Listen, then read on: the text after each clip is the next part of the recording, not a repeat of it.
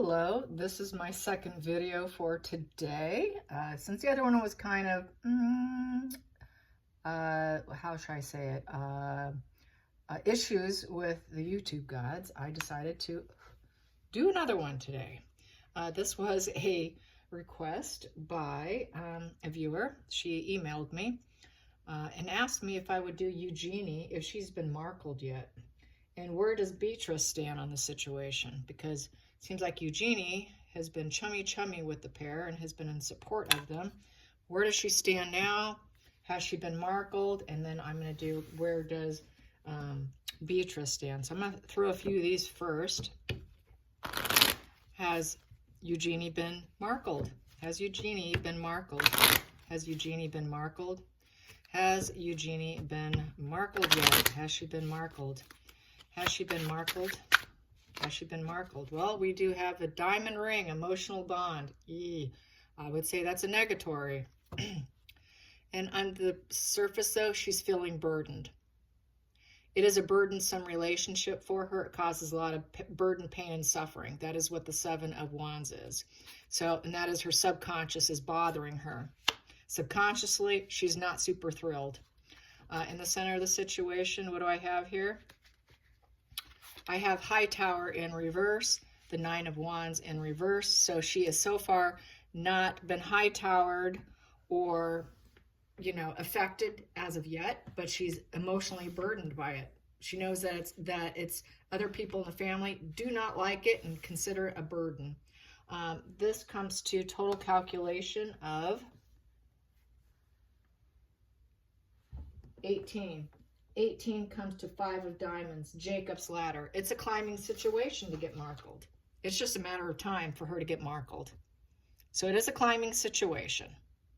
So there's that. Okay, climbing situation to get Markled, but not yet. Let's find out quickly, Beatrice. How does Beatrice feel about this situation? How does Beatrice feel about this relationship with Markle? Well, that one flipped over. I'm going to turn it over so I don't see it. There we go. How does Beatrice stand? Where does Beatrice stand? Where does Beatrice stand on the situation? Where does Beatrice stand on the situation? Where does Beatrice stand on the situation with Eugenie, her sister, being close, emotionally connected? I would say the burden, pain, and suffering more than likely. That's probably part of it. How does Beatrice feel? How does Beatrice feel about the friendship, the connection? Well, straight razor. She thinks she should cut her out. Cut them out. She's not on the same wavelength. Cut out. Straight razor. Boom. There it is. At the bottom of the deck, what do I have here? Wow. Inheritance in reverse. They're not family anymore. Don't consider them family. Subconsciously, she's like, hey, get rid of them. Not family anymore. Center of the deck. Roadblock. You should roadblock them. That is the roadblock. I did a little oopsie with my writing on the card there, but there is roadblock at the top. Defeated, dishonor, attempt at hostile takeover. So they did an attempt at a hostile takeover. They're not family anymore, and you should cut them out. That's where Beatrice stands. Cut them out, cut them out, cut them out. This all calculates to 16.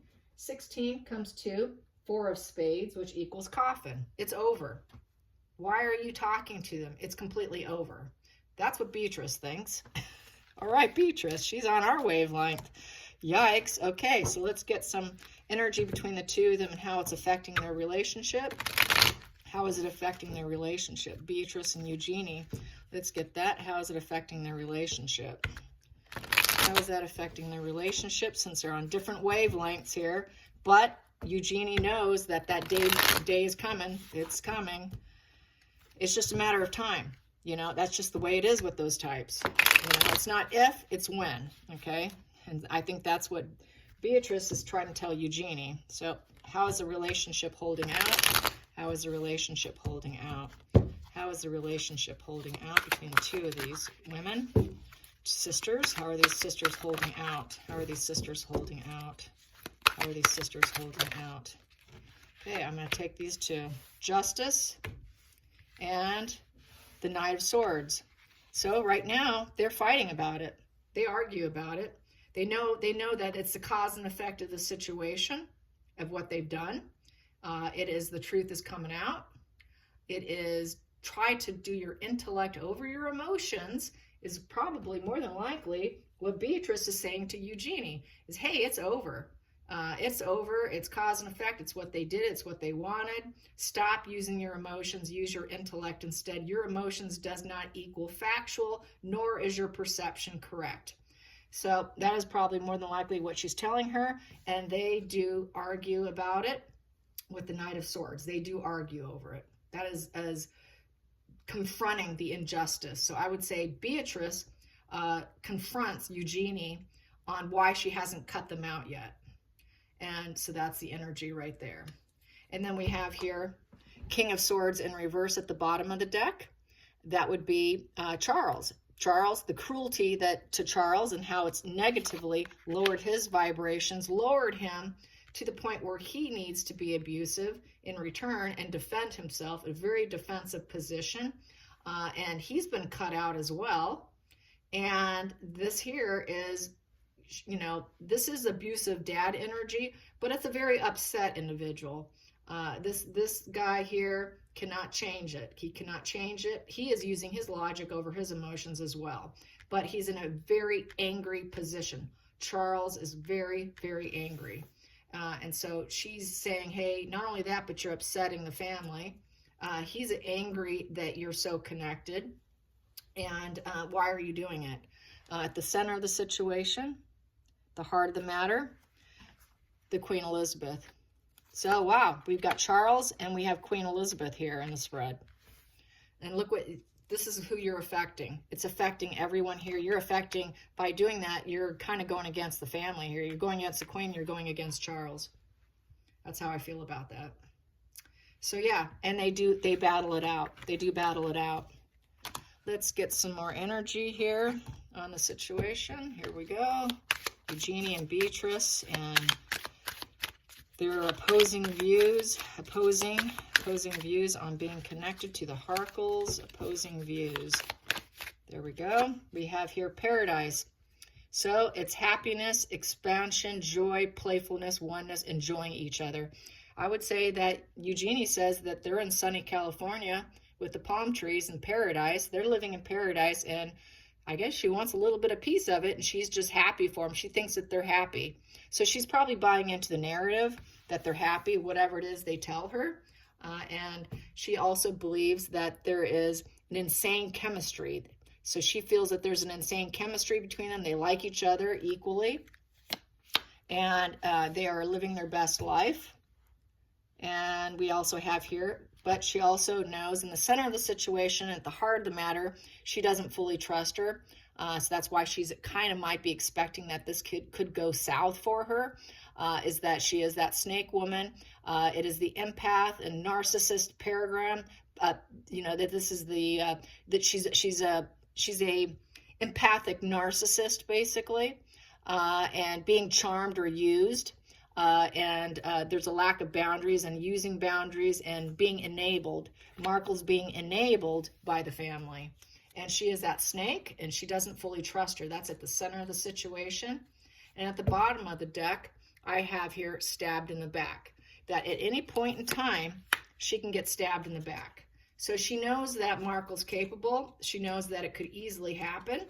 And that more than likely, she's just bidding her time until it happens. So she's been warned, she's aware of it, and she knows that that can totally be her situation next. She could be next on the chopping block.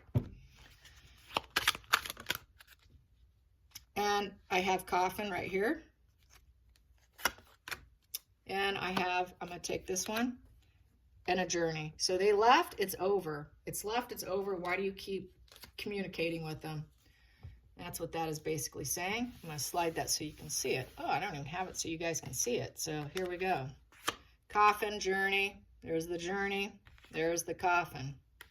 Snake, living in paradise, getting stabbed in the back, and there's that passion that they have had, or it's not going to last, though. And she's being told, hey, they left, it's over, it's over, it's over, it's over. What are you doing? So she's being constantly reminded of it.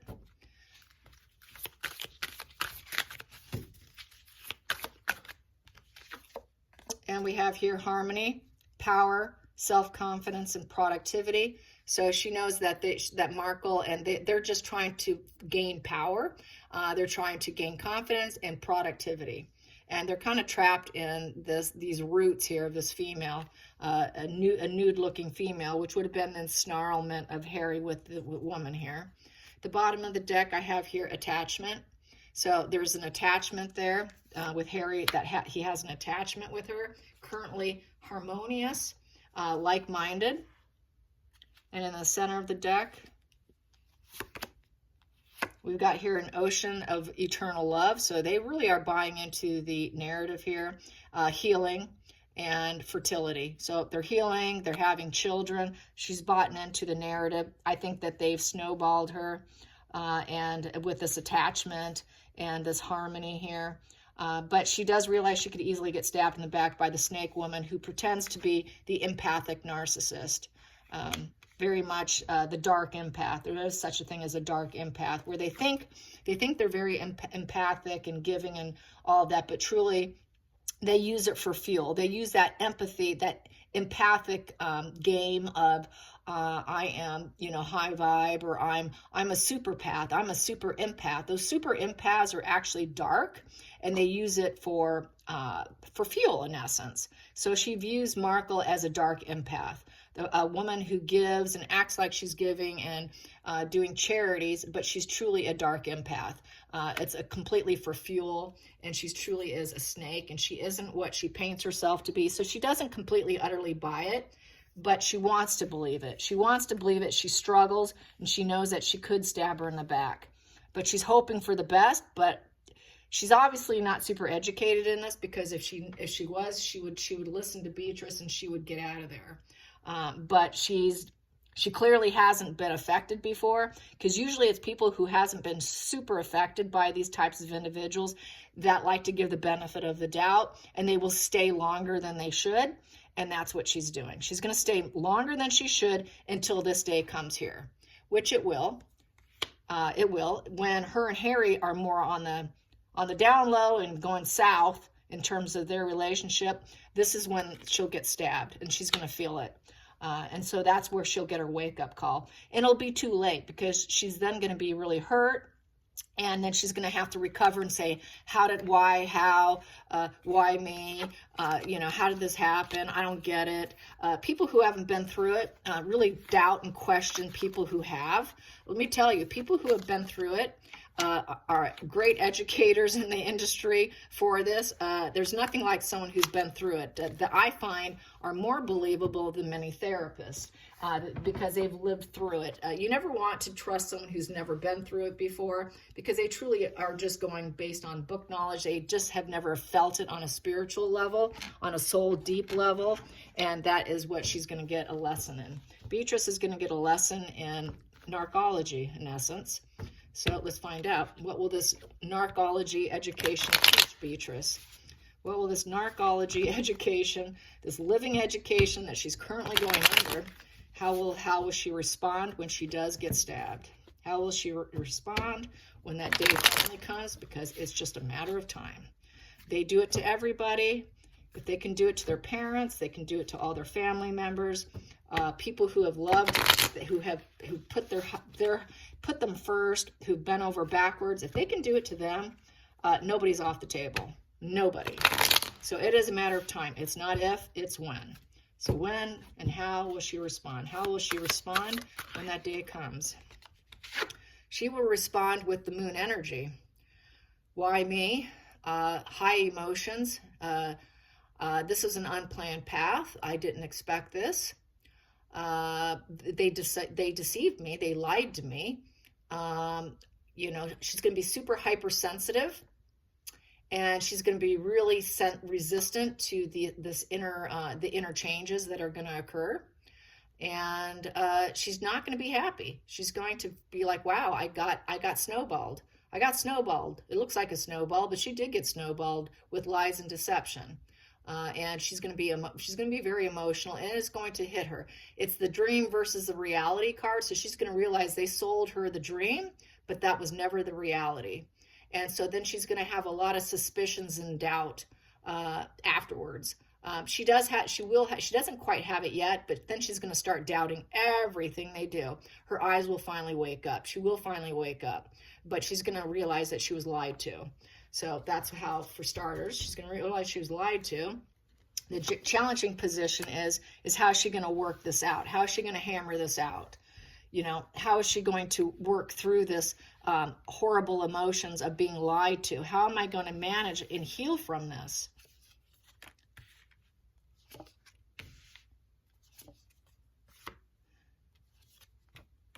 And she's going to, the focal point will be, she has got to do an Ace of Wands. So with an Ace of Wands, she's got to get back to her own personal power. I just got to grow. I've got to just take the lead here and just somehow get over this. You know, she's going to have to take action for herself and put herself first, I would say. Take action. And then we have here, this here is the Justice in reverse. So she's going to realize that with the Justice in reverse that they lie a lot. They don't speak truth. You know, that they didn't want the truth to come out, so they lied to her. And she's going to have to use her intellect over her emotions. And she's going to realize that they were completely dishonest and unfair with her in order so that they could win, so they can feel victorious in winning. This is also kind of a narcissist card. We got to win. I'm willing to lie in order to win. That is a narcissist. I will lie to you so I can win. That is going to hit home with her. She's going to realize that, and she's going to realize she should have stayed in her own power, come to her own power, command her own power. And then underneath the surface, the hidden energy in the situation is the Queen of Swords. So, and that's upright. The Queen in this deck looks very kind of masculine, I will say. But that is the Queen, and I can tell by the way the crown is here. It's different than the King. So this is the Queen, believe it or not. Queen of Swords. So she is the Lady of the Snow. She is very cold and kind of ruthless, and not a warm and fuzzy person. Let's put it that way. Not a warm and fuzzy woman. She's going to realize that, and she's going to put the blame on that instead of Harry. So then we have here at the 10 of Cups in reverse. Is how she's going to have the decision in the situation. She's going to realize they are not happy. There's not a happy ever after here. Harry is screwed. There's no total satisfaction here or emotional gratification whatsoever. She's going to feel broken.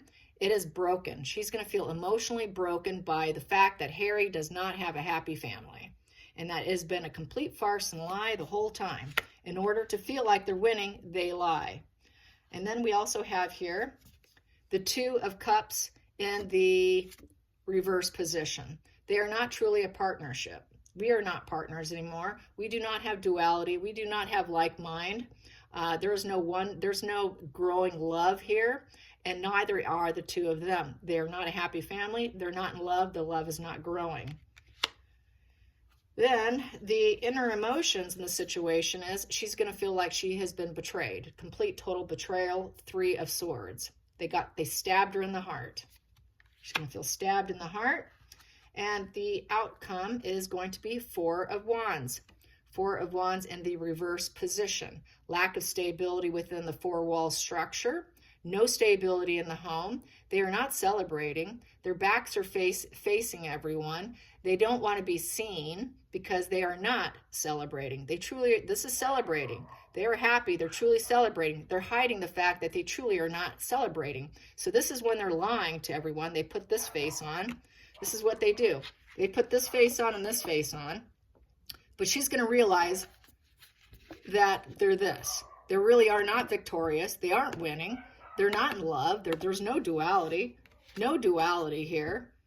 They are not a happy family. Happy family there in reverse. So she's going to realize they have deceived and lied and betrayed her in order to keep and hide and masquerade their secret. There goes Odin or Penelope. Yes, they are chatty puppies. So anyways, I hope you guys enjoyed this shorter spread. Until next time, like and subscribe. Bye, you guys.